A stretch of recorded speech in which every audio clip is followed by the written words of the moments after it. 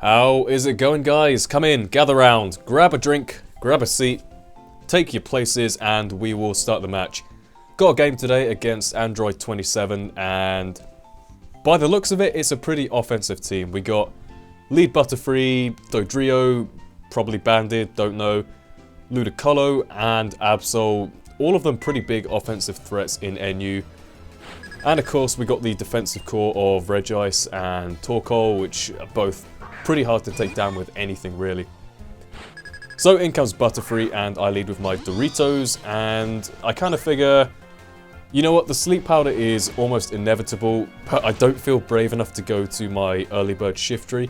So I'm just going to go for a Brave Bird and hopefully wake up my Swanna later on with a Heal Bell from Chimecho.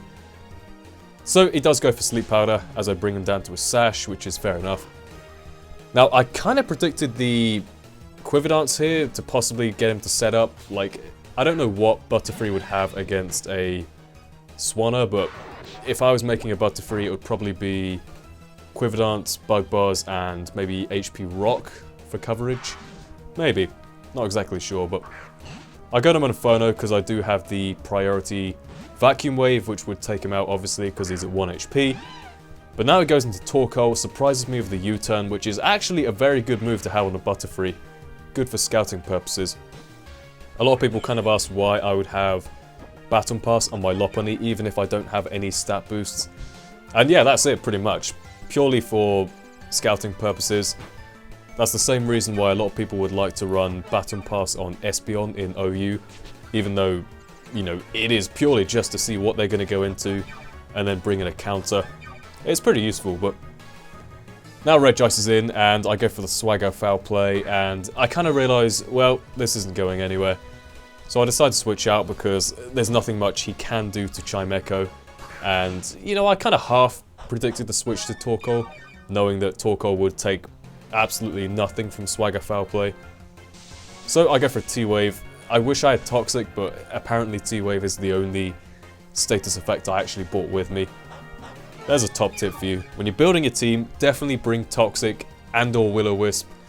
T-Wave is nice, but it's not great for taking down big heavy walls like this.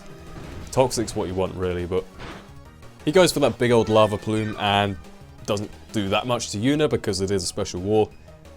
Torkoal, interestingly, I only realised this the other day, but Torkoal does get access to Shell Smash. Now, why you'd want to run an offensive Torkoal as opposed to the beastly, physically defensive Torkoal, not really sure, but that could be interesting. I might try that sometime. Because it does get, what, Eruption, Flamethrower, like a wide variety of decent Fire-type moves. Probably Earth Power, don't quote me on that though. But I go to Swanna here just to pass off the Wish, go for a Surf, and that is going to finish off the Butterfree. Now the cool thing about Swanna is, I've probably mentioned this before, but this is my mixed Choice Scarf set, and by the way, I go into Sandshrew predicting an electric type move, but not Zap Cannon, Jesus Christ. Zap Cannon on a Regice, that is pretty cool. But like I was saying, Swanna, yeah, it has good physical and special attack, so I kind of thought mixed Choice Scarfer can probably catch some people off guard. So it's pretty cool. Now I go into Spectre here just to take any kind of Ice type move, and he's really loving these low accuracy moves. He's got Blizzard, Zap Cannon. I think in a minute we find out he has Focus Blast, and I'm not really sure what the last move is. Don't really know, but now I go into Sandshrew here, which probably wasn't the best of plays. I don't know what I was predicting exactly, but yeah, it goes for Focus Blast, and that's going to do a pretty good chunk to Sandshrew. Actually, I think it might take it out. No, not quite. Yeah, Regice doesn't have the best of special attack, but because it has such good bulk, it can normally survive a couple of hits and get up a Charge Beam or whatever, and hopefully go for some serious wrecking power. But he does miss the Focus Blast there as I get up my Stealth Rocks, which is nice. Now I go into Chimecho because it can take pretty much any special attack, and he's going to go for a Focus Blast again. Now Chimecho, in my opinion, is like Grumpig Light, pretty much. Like, it has the same kind of moveset, like Psychic, Taunt, T-Wave, Heal Bell, all that good stuff. It does get Levitate, which is quite nice, but I reckon as a special wall, having the thick fat of Torkoal is probably a bit more useful, but yeah, Levitate comes in handy too. So he does predict my T-Wave very nicely here, goes into his Torque Hole, and I figure, alright, switch out of there, go into Shrew Manchu, figuring he'll probably go for the Rapid Spin. Now at this point, I kind of had to choose between getting up my own rocks or spinning away his rocks. And yeah, there was a chance of him getting fully paralyzed, but not going to happen every time, you can't rely on that. So I decide to get up my rocks, and he kills me off, obviously. So now I have rocks up, and he has rocks up, but I'm going to try and threaten out this Torque Hole just so he can't spin away my rocks, because I definitely do want that damage racking up on the Regice, and the Torque Hole if he switches out. Now I assume he predicts me to predict a switch and then go for Brave Bird or something, but you know, I decide Torque Hole, I definitely want it out of the way now. So I go for a Surf, take it out. That's great. Now Regice comes in and I decide to go back into Chimecho to take whatever. He goes for a Zap Cannon, hits this one at last, and obviously Zap Cannon is like a 100% paralysis chance move.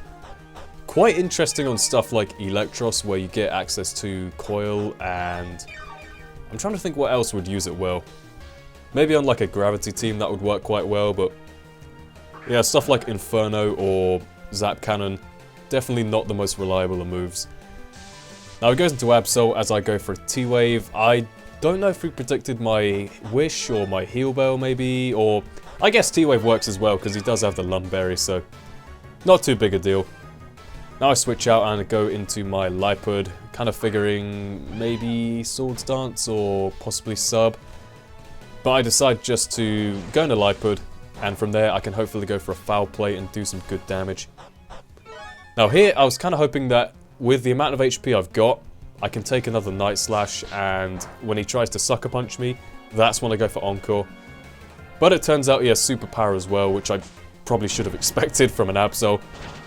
So down goes Lipud, not going to live that by any means. But I did a pretty decent amount with the Foul Play, and I really didn't feel like risking it with the Swagger Foul Play combination, because that could have been pretty bad for me. Now I bring in Doritos, and he could possibly have the Sucker Punch, but I reckon I might live at -1 attack. Not exactly sure, but I was kind of banking on that.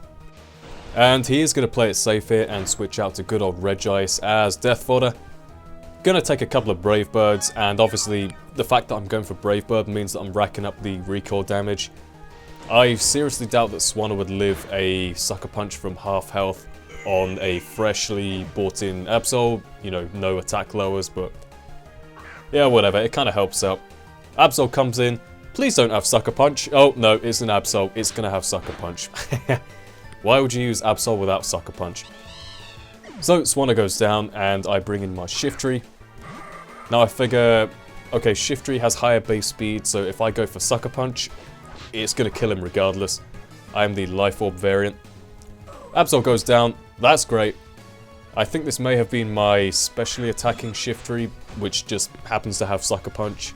It is max invested in special attack with Nasty Plot, Giga Drain, Dark Pulse. I just kind of have Sucker Punch as like a filler move, and it's kind of handy at times. I mean, look at that. That's a 0 attack EV Sucker Punch with a Life Orb from Shiftry.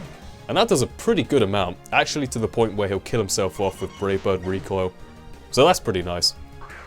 Lunacolo comes in and is definitely not looking good for me. I have my Chimecho, which is paralyzed, and I have a Monferno. That is not good odds, my friends. How is it going to play out? I'll tell you how it's going to play out. He's going to miss the Hydro Pump, which is nice. Now, the hacks definitely does come into my favour towards the end here. I feel kind of bad, but then again, he was hitting all those random low accuracy moves. I don't know, I mean, hacks is weird. You can never rely either way on it, so in the end, it's probably going to even out. So, go for a Psychic, and that does a little bit of damage, I guess. And then he goes for the Water Gem boosted Hydro Pump. I don't know why he has a Water Gem, but it works out, it kills Chimecho, so who knows. Now I bring in my Monferno, which definitely could not take a Hydro Pump from that kind of range. I go for a Fire Punch because that's apparently the best thing I have to hit it. This is like a Swords Dance, Mach Punch, Iron Fist type thing. And he does actually miss the next Hydro Pump, which, yeah, I feel bad for because that would have obviously killed Monferno, but Hacks is hacks, it can go either way, so... Yeah, that was a really good match. Hope you all enjoyed, and I'm going to try and get a load more battles recorded today, since I'm running kind of low on my stockpile at the moment, so... Yep, I will see you all next time. Goodbye.